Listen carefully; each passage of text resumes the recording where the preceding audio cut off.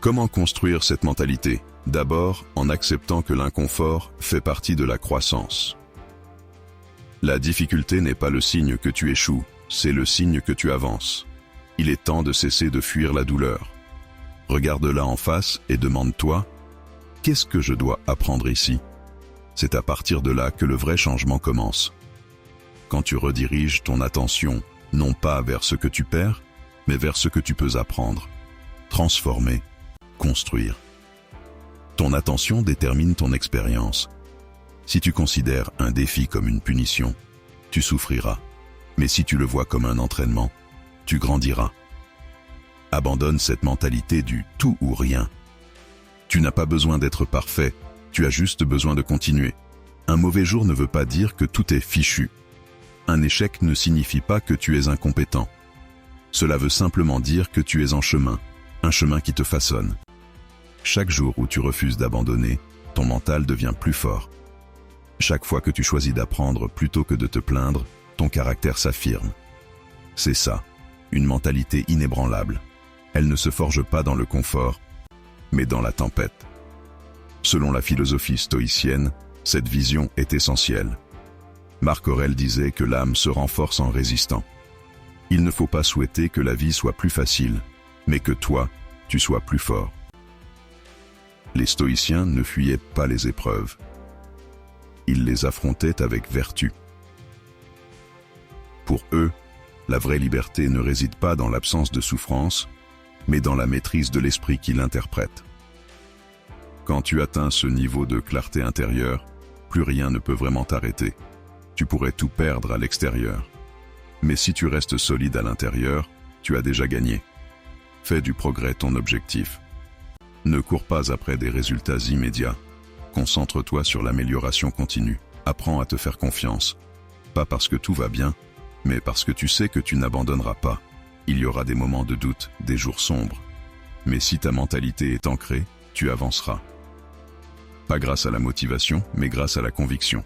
Le talent peut ouvrir des portes, mais seule une mentalité solide te permet d'y rester. L'enthousiasme peut lancer un projet, mais seule la résilience permet de le faire durer. Alors entraîne ton esprit comme le muscle le plus précieux que tu possèdes, parce que c'est exactement ce qu'il est. Et lorsque tu le feras, tu comprendras qu'il n'existe aucun obstacle trop grand pour quelqu'un qui a décidé de ne jamais se briser. N'apprends pas pour apprendre. Relie chaque chose que tu apprends à un but précis. Tu veux entreprendre?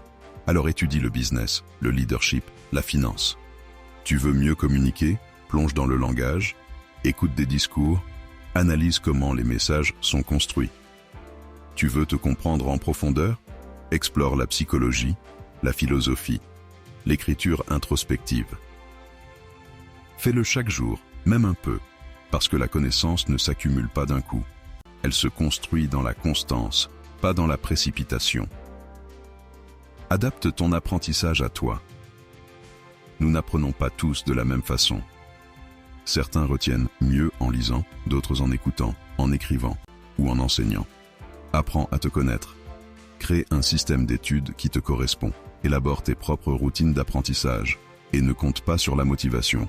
Elle fluctue. Fais-le parce que tu sais que c'est essentiel. Fais-le parce que tu as pris un engagement envers toi-même et c'est cet engagement qui te distingue. Celui qui s'auto-éduque a toujours une longueur d'avance. Pendant que certains se plaignent de ce qu'ils ne savent pas, toi, tu apprends. Pendant que d'autres s'égarent dans les distractions, toi, tu construis quelque chose en toi que personne ne pourra jamais t'enlever. Et le jour où il faudra passer à l'action, tu seras prêt. Non pas parce que tu es le plus doué, mais parce que tu es le mieux préparé. Du point de vue stoïcien, l'auto-éducation, c'est une forme de vertu. Sénèque disait « Tant que nous vivons, nous devons apprendre à vivre ». Pour les stoïciens, apprendre n'était pas réservé à la jeunesse. C'était un devoir constant. Ils voyaient la sagesse comme la seule vraie richesse, car ni la mort, ni l'adversité ne pouvaient la leur enlever. Ils savaient que seul celui qui cultive son esprit peut rester en paix quand tout autour de lui s'effondre. Ne sous-estime jamais le pouvoir de t'éduquer toi-même. Chaque heure que tu investis dans une compétence utile est une heure qui te rapproche de la meilleure version de toi-même. N'attends pas que la vie t'enseigne avec douleur ce que tu peux apprendre avec choix. Ne laisse pas ton avenir au hasard. Va le chercher. Entoure-toi d'idées qui te poussent à grandir. Pose des questions. Cherche des réponses. Et ne t'arrête pas. Parce que celui qui n'arrête jamais d'apprendre, n'arrête jamais de grandir. Et si tu fais de l'auto-éducation une habitude, dans quelques années, tu regarderas en arrière et tu comprendras. C'est cette décision qui a tout changé. Habitue ton esprit non seulement à voir le sommet, mais aussi la montée. Prépare ton caractère à affronter le chemin. Ce n'est pas juste de la motivation vide, c'est un véritable entraînement mental. Quand tu te visualises agissant avec discipline, patience, force, tu commences à croire que tu en es capable. Tu forges une identité qui ne dépend pas seulement des résultats, mais de l'engagement dans le processus. Et c'est cette identité qui te maintient debout quand les choses se compliquent, parce que tu l'as déjà vécu. Dans ton esprit, tu t'es déjà confronté à l'échec, à la fatigue, au doute. Consacre 5 à 10 minutes par jour à cet exercice. Ferme les yeux et imagine-toi en train d'être la meilleure version de toi-même. Comment pense cette version? Comment parle-t-elle? Comment se comporte-t-elle sous pression? Quelles sont ses habitudes? Quelles décisions prend-elle chaque jour? Puis, ramène cette image à l'instant présent et demande-toi, qu'est-ce que je peux faire aujourd'hui pour m'en rapprocher? Pas tout d'un coup, juste la prochaine action, avec intention. Et n'oublie pas de visualiser les obstacles aussi, pas pour t'effrayer, mais pour te renforcer. Prépare-toi mentalement à ces moments où les choses ne se passeront pas comme prévu. Quand tu n'auras plus la force, quand personne ne te soutiendra, que feras-tu? Vas-tu abandonner ou vas-tu t'adapter? Vas-tu perdre ton cap ou vas-tu te rappeler pourquoi tu as commencé? Quand tu entraînes ton esprit à ces scénarios, tu bâtis une résilience intérieure avant même d'en avoir besoin. Les stoïciens appellent ça la premeditatio malorum, l'anticipation consciente des épreuves à venir. Pas pour vivre dans la peur, mais pour vivre avec force et maîtrise. Sénèque en parlait. Il conseillait de s'imaginer les coups du sort, non pour les redouter, mais pour ne pas en être surpris. Les stoïciens n'étaient pas pessimistes, ils étaient stratèges de l'âme. Visualiser le processus dans sa lumière et ses ombres, c'était leur façon de rester fidèles à la vertu, plutôt qu'aux résultats extérieurs. Et quand tu fais de cette pratique une habitude, quelque chose change en toi. Tu n'agis plus dans l'urgence, tu n'es plus guidé par tes impulsions. Tu avances avec clarté, parce que tu connais déjà le chemin. Tu l'as parcouru des dizaines de fois en toi, alors quand vient le moment de le parcourir en vrai, ce n'est plus effrayant, c'est familier. Visualiser ne remplace pas l'action, mais ça la prépare, ça la renforce, ça lui donne une direction. Dans un monde où tant se perdent dans la distraction, toi, tu avanceras avec une vision claire, pas par magie, pas par chance, mais parce que tu as d'abord vécu ta réussite en toi-même. Et une fois qu'un objectif naît avec une telle clarté dans ton esprit, l'univers ne peut plus vraiment t'arrêter. Il ne reste plus qu'une seule personne capable de le faire, toi. Les opportunités naissent de la préparation. Elles ne tombent pas du ciel. Elles ne dépendent ni de la chance, ni du hasard. Elles apparaissent à ceux qui sont prêts, à ceux qui ont affûté leurs compétences, aiguisé leur vision et cultivé leur discipline. Une opportunité, c'est comme une porte, mais seul celui qui a appris à en reconnaître la clé sait l'ouvrir. Ce moment que beaucoup appellent chance est en réalité le fruit naturel de la préparation. Être prêt quand un contact arrive, être prêt quand un projet surgit, être prêt quand quelqu'un mentionne ton nom dans une pièce où tu n'es même pas présent.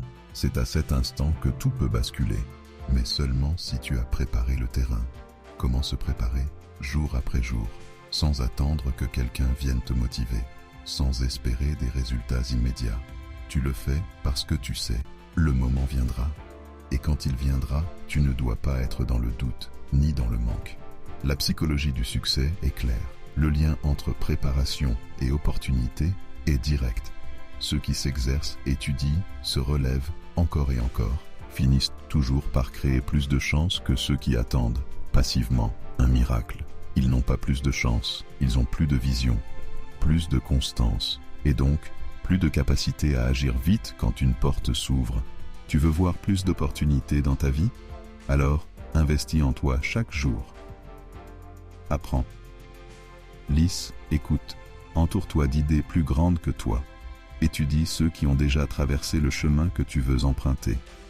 Développe un état d'esprit positif mais réaliste, pas naïf mais solide, un mental qui ne cherche pas des excuses mais des solutions. Car plus tu es prêt, plus ce qui était invisible hier devient évident aujourd'hui. Beaucoup disent, si une grande opportunité se présentait, je donnerais tout. Mais c'est faux. Si tu ne t'es pas préparé à donner tout, tu ne sauras même pas reconnaître cette opportunité. Alors pose-toi la vraie question. Es-tu prêt aujourd'hui à accueillir le succès que tu dis vouloir? Es-tu prêt à supporter la pression, la responsabilité, les décisions difficiles qu'il implique? Si ce n'est pas le cas, cette opportunité passera devant toi, et tu ne la verras même pas, et ce ne sera pas la faute de la vie, mais celle de ton absence de préparation. Les stoïciens l'avaient eux compris depuis longtemps. Ils ne comptaient pas sur les circonstances extérieures pour réussir. Ils cherchaient à être prêts intérieurement, quelles que soient les conditions. Épictète disait « Ne cherche pas à ce que les choses se passent comme tu le veux. Veux-les comme elles se passent, et tu seras heureux. » Pour les stoïciens, chaque moment était une opportunité. Un moment pour pratiquer la vertu, pour développer la maîtrise de soi, pour viser l'excellence intérieure. Ils savaient que si tu es solide à l'intérieur, tu peux faire face à tout ce que la vie te présente. Alors arrête de t'obséder à chercher quand viendra ton grand moment. Demande-toi plutôt, suis-je prêt quand il viendra? Car si tu ne l'es pas, il te glissera entre les doigts. Mais si tu l'es, tu le saisis avec lucidité et tu le transformes en quelque chose d'encore plus grand. Ne te prépare pas seulement quand tu vois un objectif devant toi. Prépare-toi tout le temps, car ce n'est pas celui qui attend, mais celui qui s'entraîne, qui finit par recevoir. Et si aujourd'hui tu fais ta part, alors demain, les opportunités ne seront plus une question de chance, mais le résultat inévitable de ta préparation. Tu n'as pas besoin d'attendre l'inspiration permanente pour agir. Tu avances même sans envie, parce que tu sais pourquoi tu fais ce que tu fais, parce que ton action a du sens. Définir des objectifs avec un but. Fixer un objectif, ce n'est pas simplement écrire une belle phrase dans un carnet. C'est aller au-delà du résultat. Ce n'est pas dire « je veux perdre du poids, je veux gagner plus d'argent, je veux réussir ». C'est se poser une question bien plus profonde. Pourquoi? Pourquoi veux-tu perdre du poids? Pour ta santé, pour mieux respirer, pour avoir plus d'énergie avec tes enfants, pour te sentir libre dans ton corps, par amour de toi-même. Et pourquoi veux-tu réussir? Pour la reconnaissance, pour impacter les autres, pour offrir la paix financière à ta famille, pour contribuer, laisser une trace, bâtir quelque chose de plus grand que toi. Plus ton pourquoi est clair, plus ton engagement sera fort. Parce que les jours difficiles arriveront, et ce jour-là, seul ton but profond pourra te retenir de tout abandonner. Avoir un objectif sans but, c'est fragile. Avoir un objectif ancré dans un sens, c'est inarrêtable. Et plus encore, tes objectifs doivent être alignés avec ton identité. Ce ne sont pas juste des choses que tu voudrais accomplir. Ils doivent refléter la personne que tu veux devenir.